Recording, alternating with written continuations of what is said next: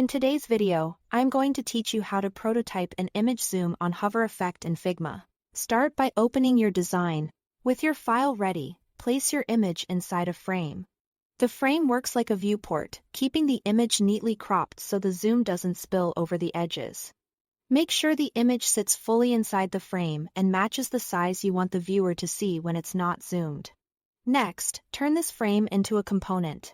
Converting it to a component lets you create multiple states for the same element and wire them together for interaction. Once it's a component, click the Add Variant button in the top toolbar to create a second state. Variants are perfect for hover effects because they let you define how something looks before and during the interaction. In the second variant, select the image inside the frame. Hold Shift plus Alt, Shift plus Option on a Mac, and scale the image up from the center. This keeps the zoom symmetrical. Avoid resizing the frame itself. You want only the image to grow while the frame remains your fixed window. After scaling, recenter the image within the frame so the focal point stays where you want attention. Think of this as setting the exact area you want to zoom into on hover. Now switch to the Prototype tab. Drag the blue arrow from the first variant to the second to create the interaction.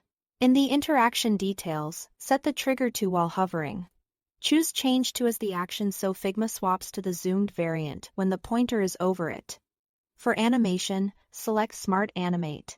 This tells Figma to smoothly interpolate the size and position changes in the image.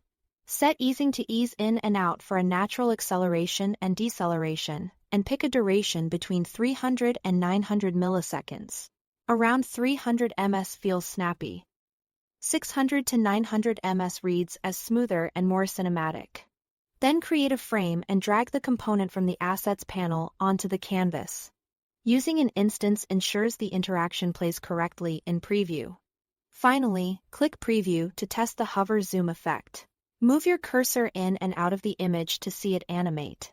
If it feels too fast or too slow, adjust the duration.